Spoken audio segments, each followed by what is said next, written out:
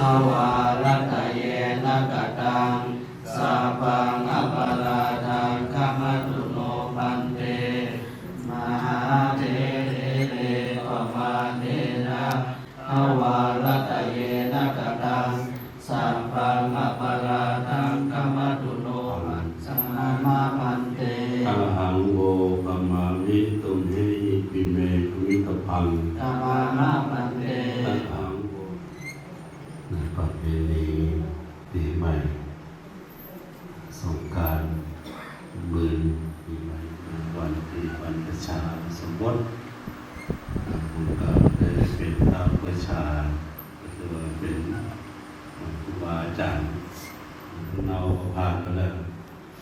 วันปัญญาวันก็ผ่านไปแล้ววันปาปีปาเดือนก็ผ่านมาก็ถือว่าหมอนั้นได้มีโอกาสได้มาสมมาคารวะอย่างครูบาอาจารย์ในโอกาสนี้ถือว่าเป็นการมาชมพระพุทธเจ้าฝ่าพระเช้าของแม่ขอนำบูรณาสาธุการที่ได้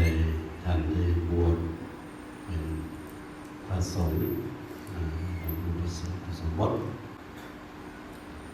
ได้นำตามโครงการได้ประชาตามโครงการ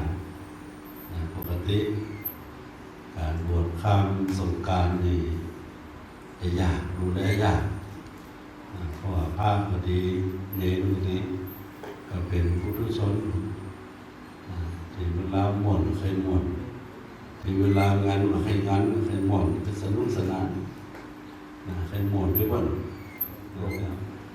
ปฏิบัติอยู่ไม่ได้นี่ถือว่าเป็นบุญปีนี้ผ่านมาแล้วมันไม่ใช่เมื่อบวชอยู่อันสองอันบวชอันผ่าน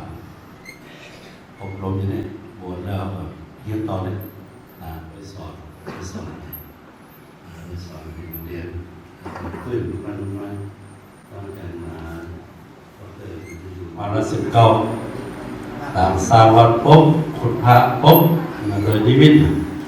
ทุกการโยมวานหรือนิมิตทุกเจ้ามือนิมิตว่าอยากจะสร้างวัดถ้าสร้างวัดอยากให้วัดเจริญให้วัดที่มีความเจริญหลงเรืองขึ้นมายุคสมัยหนึ่งเพราะวัดที่มีก่อนแล้วมีมาแล้วทั้งสมัยเวียงพุทธศาสนี่มันสร้างมาเมื่อโยนนครลงเมื่อปี1088เนี่ยอะไรล่ะจาก1088มาแห่ง93 ปีเวียงพุทธศาสถึงหมดยุคดังนั้นวัดพวกเขานี่ก็สร้างมาสมัยนั้นก็เขาก็เก็บทรัพย์สมบัติต่างๆไว้พ่อพระเรานี่ก็พระตนก็ฝังไว้วัดล่างเมืองล่างแล้วมาสร้างขึ้นใหม่ในปี219ในมงกุฎพระปุ๊บก็เลยตั้งชื่อตามนิมิตว่าเป็นหลวงพ่อมือนิมิตเลยตั้งหลวงพ่อผาเงาตั้งชื่อตามพระธาตุผาเงาเนี่ยเหมือนพระธาตุหินแผ่นคล้ายๆกันแผ่นองค์พระหินสร้างพระธาตุบนหินแต่พระธาตุหินแผ่นนี่มีหินแต่เอาหินมาวางไว้พระหินมันเอาหินมาวางไว้แต่พระดินไหวมันล้มลงแผ่นดินผมนั่งพอลงแน่นอนนะถึงนี่นะแต่ผมเป็นยามไม่ข้ามก็นั่นหรอกไม่ข้ามทีนี้เนี่ยซัดเซ็ตแต่เพราะว่าเทวดาเป็นผู้ก่อนเวลาเป็นดินไหวเทวดาคือกันตุ้ม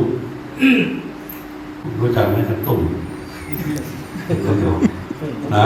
เทวดาคือกันตุ้มไว้ลูกไว้นะเบื่อคือกดคืออย่างเทวดาเป็นแบบนั้นฉะนั้นพระธาตุพระนองนี่ก็เช่นเดียวกันเป็นสร้างพระธาตุในบนก้อนหินแล้วมีก้อนหินก้อนหนึ่งหลังยังมาตั้งหน้าเหมือนเงาก็เลยเรียกพระธาตุผาเงาที่เกี่ยวกับรูปนี้พระธาตุอยู่ทั้งรูปแต่ในวัดนี้มีพระธาตุอยู่3 องค์คนสร้าง3 องค์สมัยเวียงพุทธศาสตร์ มีพระธาตุผาเงาพระธาตุจอมจันทร์ตรงกลางและพระธาตุเจ็ดยอดอังบนห้องพระธาตุเจ็ดยอดที่บนยอดเขาแต่ถ้าการขึ้นไปสกายวอล์กพระธาตุเจ็ดยอดอยู่ฮะนะแต่สร้างพระบรมธาตุพุทธนิมิตเจดีย์ของ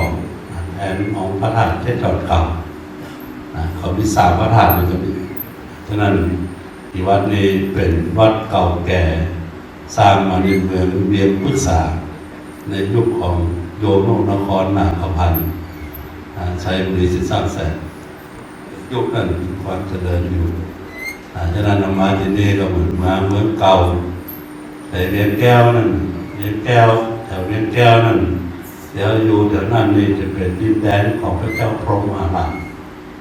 พระเจ้าพรหมพระเจ้าพรหมมหาราชเป็นประสูติที่นั่นเป็นประสูติที่นั่นก็คือพระเจ้าพังคราชเป็นปองพระเจ้าพรหมโดนพระยาของเนรเทศออกจากเมืองไปอยู่นั่นได้ไปได้พระเจ้าพรหมอยู่นั่น